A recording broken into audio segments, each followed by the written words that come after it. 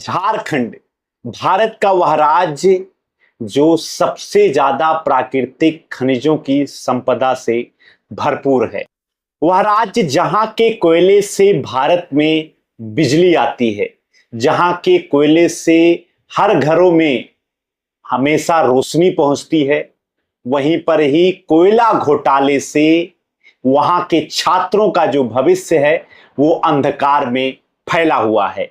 जी हां, झारखंड में 600 करोड़ रुपए के कोयला घोटाले का खुलासा हुआ है और इस पूरे नेक्सस को ईडी की एक रेड ने सब पूरी दुनिया के सामने उसका सबूत पेश किया है।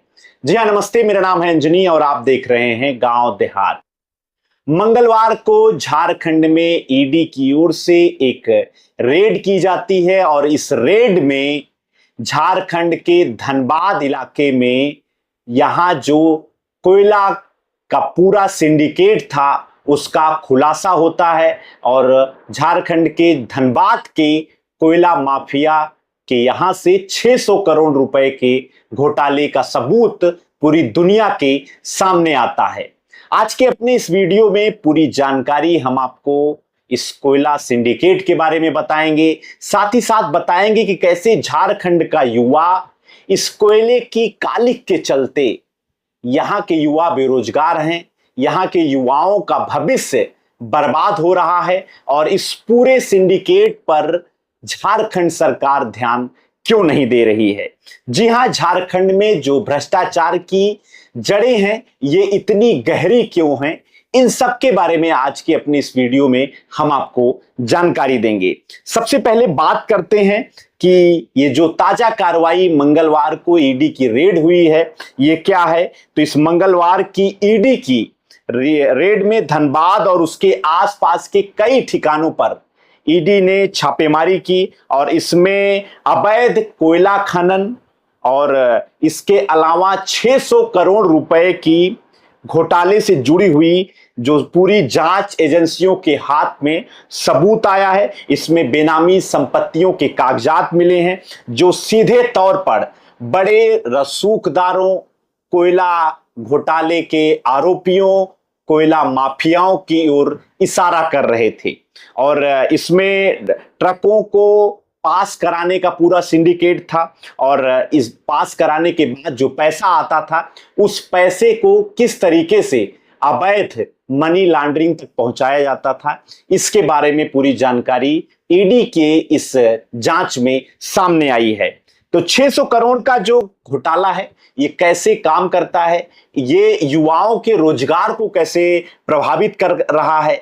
सिर्फ ये एक जगह यानी कि धनबाद में इतना बड़ा घोटाला हर दिन होता आ रहा है, तो झारखंड के अलग अलग स्थानों पर ये किस तरीके से छात्रों के भविष्य के साथ खिलवाड़ कर रहा है ये तो ईडी अलग अलग स्थानों पर जब छापेमारी करेगी तभी पता चलेगा। इसमें कमीशन का पूरा खेल है, इसमें अवैध ट्रकों के निकाले जाने का पूरा जो है खेल है।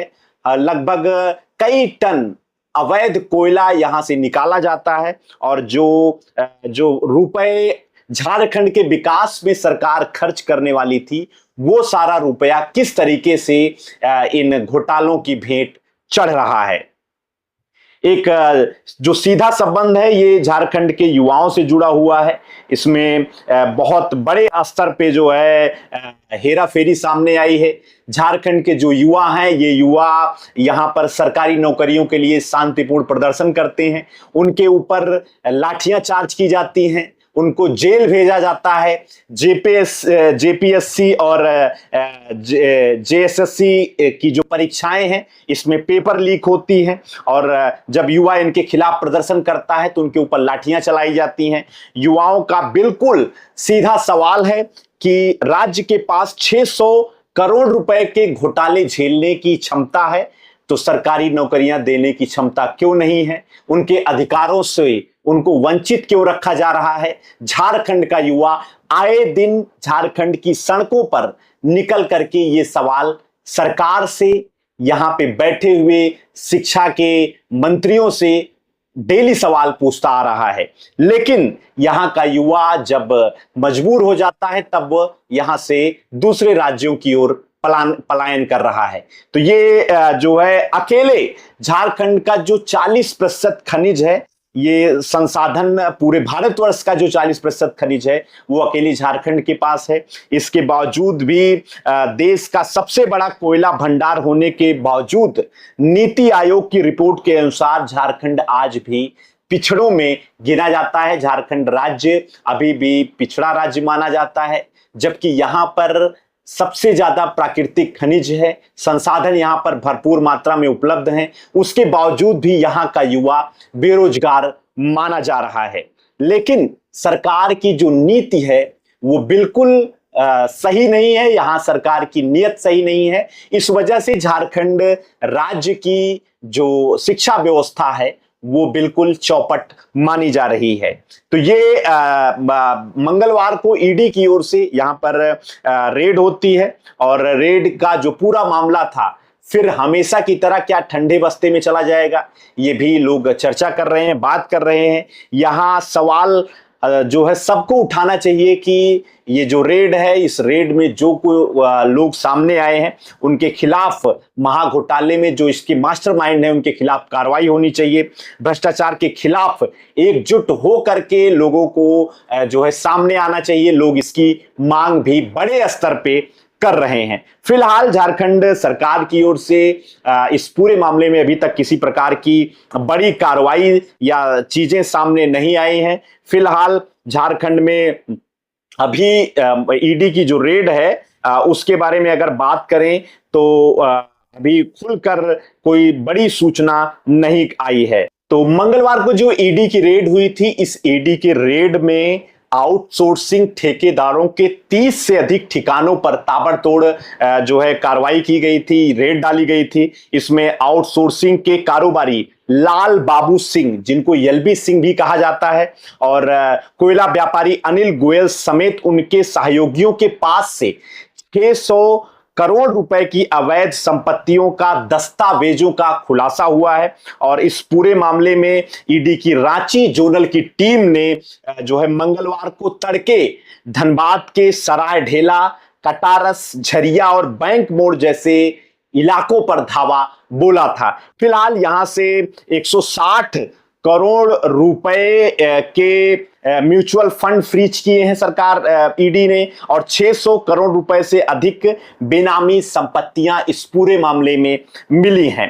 एलबी सिंह और अनिल गोयल के यहां से जो है चीजें जब्त हुई हैं उसमें 200 से ज्यादा अचल संपत्तियां हैं, जिसमें plot, commercial complex, mines, share के मालिकाना दस्तावेज मिले हैं, जिनकी अनुमानित वैल्यू 500 से 600 करोड़ रुपए बताई जा रही है।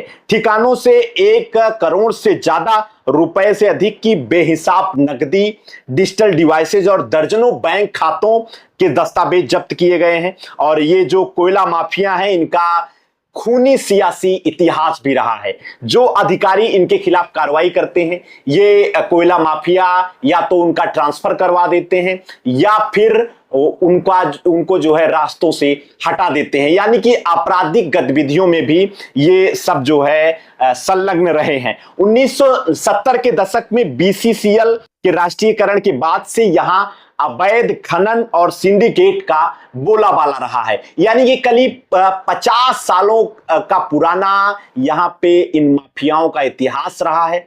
बीसीसीएल का जब राष्ट्रीयकरण होता है तब से ही आउटसोर्सिंग कर्मचारियों के रूप में ये सभी यहां पर प्रभावी हैं। और 2000 तक यहां पर बहुत बड़े बाहुबल का दौर रहा।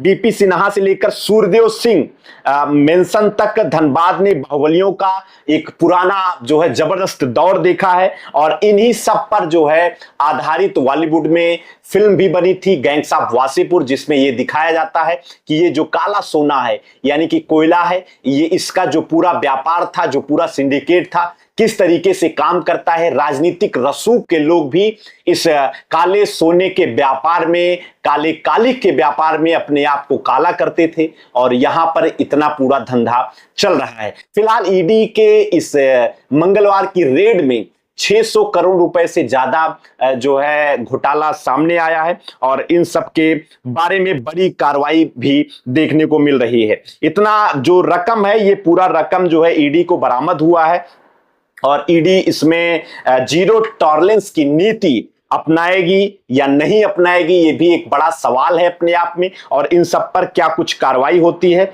इसके बारे में भी अब जो है आने वाला समय बताएगा। फिलहाल एक तरफ जहां झारखंड कोयला घोटाले में इस तरीके से फंसा है और यहाँ के युवा जिनके हाथों में रोजगार के लिए तख्तियां हैं, आज भी युवाओं पर लाठीचार्ज और बड़ी कार्रवाई देखने को सामने आ रही है। फिलहाल इन सब के बीच में इस पूरी कार्रवाई के बारे में आपका क्या नजरिया है? क्या झारखंड में कोयला का जो ये घोटाला है, अब इस पर केंद्र सरकार को बड़ी कार्रवाई करनी चाहिए कि नहीं करनी चाहिए? इन युवाओं को रोजगार मिलना चाहिए कि नहीं मिलना चाहिए? इन सब के बारे में आपकी क्या राय है? आप हमें कमेंट सेक्शन में जरूर बताइए। और अधिक जानकारी के लिए चैनल पर अगर आप नए हैं तो कृपया गांव देहात को सब्सक्राइब कर लीजिए।